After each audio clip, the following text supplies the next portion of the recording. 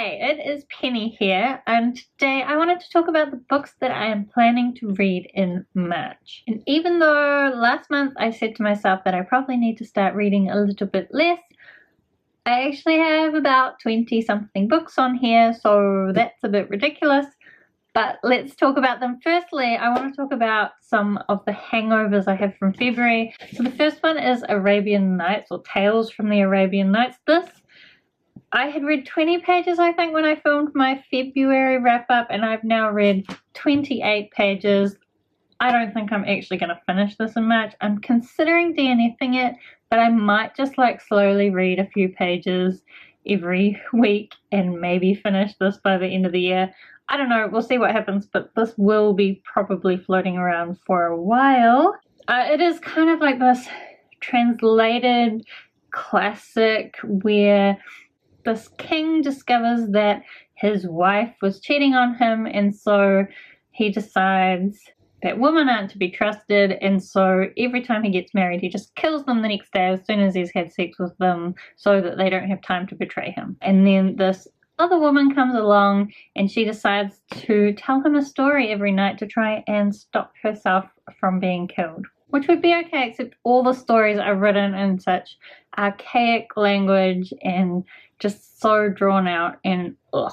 Anyway, this is not a wrap-up, but I'll be reading this for a while. Also hanging over from February is We Have Always Lived in the Castle, which I don't even know who this is by Shirley Jackson. So this is quite a creepy story about this family that's quite isolated from the rest of the village, and the rest of the village seems to hate them. Spoilers to tell you why, but it's very dark and very creepy. The main character has a really weird kind of way of thinking, but I really enjoyed it.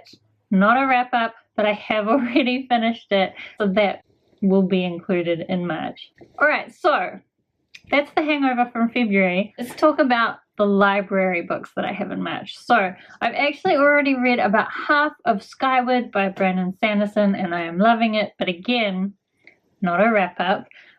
This book is a story about humans who have been chased by this alien race called the Krell, and they have managed to hide out on this planet that is surrounded by all this debris that protects them from the Krell. Our main character Spencer wants to become one of the pilots that protect the planet, but unfortunately her father has been branded as a coward after, during a really big battle, he flew off in the middle of it. So she's got to overcome this prejudice towards her father and her family. It's Brandon Sanderson, so not a surprise. I'm loving it so far, and I will probably, even though I've got this much to go, finish it today or tomorrow because it's Brandon Sanderson. So there's that one. Also, I have two other library books. Firstly is In an Absent Dream by Shawnee Maguire. So this is the fourth book in the Wayward Children series, which is a series which follows children who have at some point gone through a magical door, found a magical world that they loved being in, and then unfortunately found themselves back on shitty Earth. And there is essentially this halfway house for people to kind of share their experiences and help each other deal with being back in reality. So in this series, pretty much every second one is actually a story about what happened when someone went through the doorway. The second book in the series was one like that, and it was my favorite book of the series so far. This one again goes through a door, so I am really excited to read this one. Then I also got from the library Muse of Nightmares by Laini Taylor. I finished Strange the Dreamer in February and I loved it, and especially after the way it ended, I'm really excited to read Muse of Nightmares. This book is named after the female lead from the Strange the Dreamer book, so I'm really excited to get more of her story and find out what happens to her next, because some stuff went down in the first book. And of course, since this is a sequel, I can't really talk about any of that without spoiling the first book. But high level, the first book follows a guy named Laszlo Strange, who has always been obsessed with this lost city, which at some point even its name became lost, and so now everyone just knows the city as Weep. And thanks to having spent so much time studying Weep as a librarian, he gets involved with a contingent going to try and save Webb from a big problem they're having. It was an absolutely beautiful story. I'm sure this is going to be beautiful too, and so I'm really excited to read it. So that's all the physical library books. I do have also some audio books from the library. I just open it up. So currently I'm listening to Assassin's Quest by Robin Hobb. This is the third book in the Farseer trilogy, which I started reading in February. It follows the bastard son of the king in waiting for this empire that's really struggling because their shores are being attacked regularly. There's all sorts of political machinations going on, and this poor child has to figure out how to survive in that world. At the same time, he has some magical abilities to do with being able to share thoughts both with animals and people, and so he's having to deal with those abilities as well. Some crazy stuff went down at the end of the second book. I was excited to get into the third book, although it is 37 hours long, which is long. And so far it's been quite slow, but I'm still excited to continue with this series. I do also have some other random audiobooks sitting here waiting for me when I have time to read them that I don't really know much about.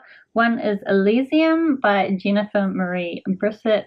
I believe this is like some sort of science fiction. I think I watched the movie, but I honestly don't remember much about what happened. But some kind of dystopian, end of the world, planet science fiction story. I also have The Apocalypse of Elena Mendoza by Sean David Hutchinson. I don't know much about this except that Lala from Books and Lala raved about this when it came out, so I don't know. Actually, generally I don't tend to have the same taste in books as her, but whatever. It was available at the library, so I've got that to listen to.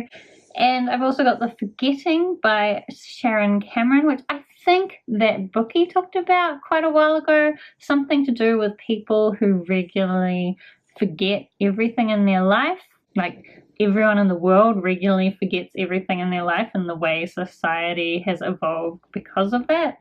I don't know, just some random audiobooks, because I have been listening to quite a few audiobooks while I'm walking and doing housework and all those kind of things. I thought this year I'd be reading less audiobooks, but it hasn't turned out to be true. So I've got quite a few. I do also have a bunch of holds, and the ones that I think are going to come through this month is firstly A Court of Thorns and Roses by Sarah J. Maas.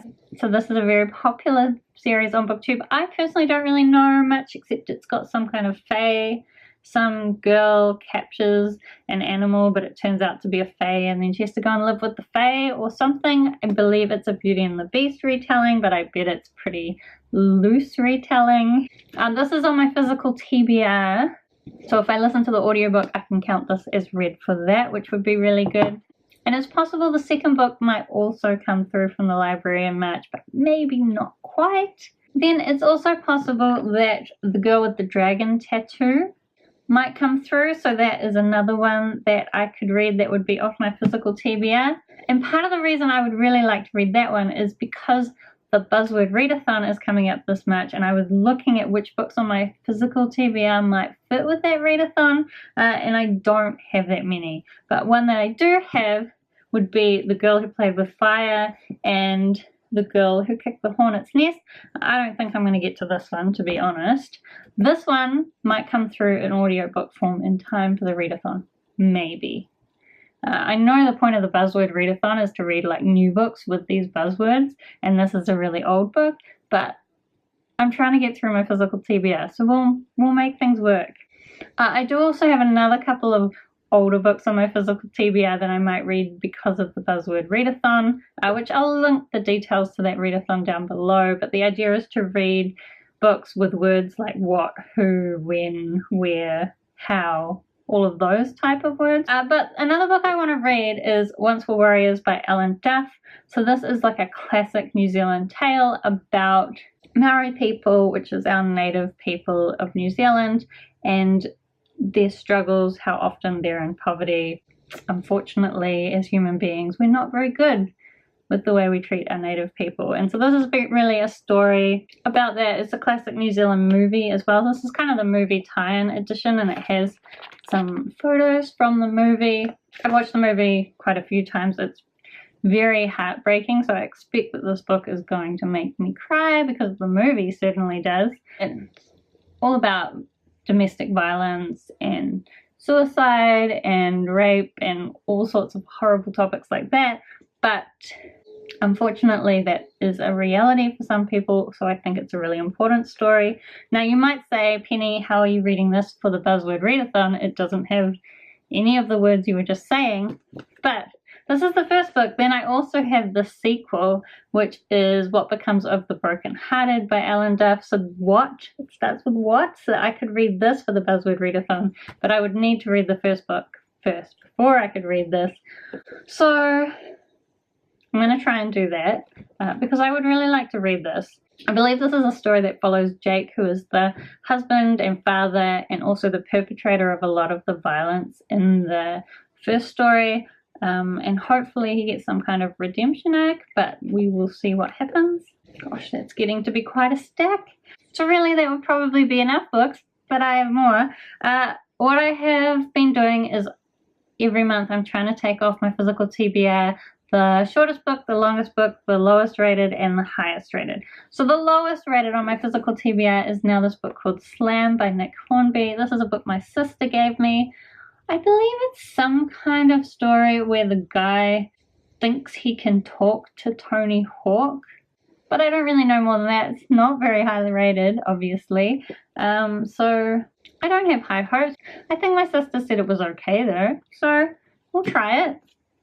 And I also have the highest rated book on my TBR, which actually I'm a little bit confused about. When I ordered my list in Goodreads, it said the highest rated book was Big Little Lies by Leanne Moriarty. I'm a little bit confused because I noticed that there's a couple that are rated like 0.02 higher, but I guess it's something to do with the number of ratings that make it slightly different. I couldn't work it out, but honestly, I'm just going to go by the order of the list because I don't have time to be manually ordering 100 books.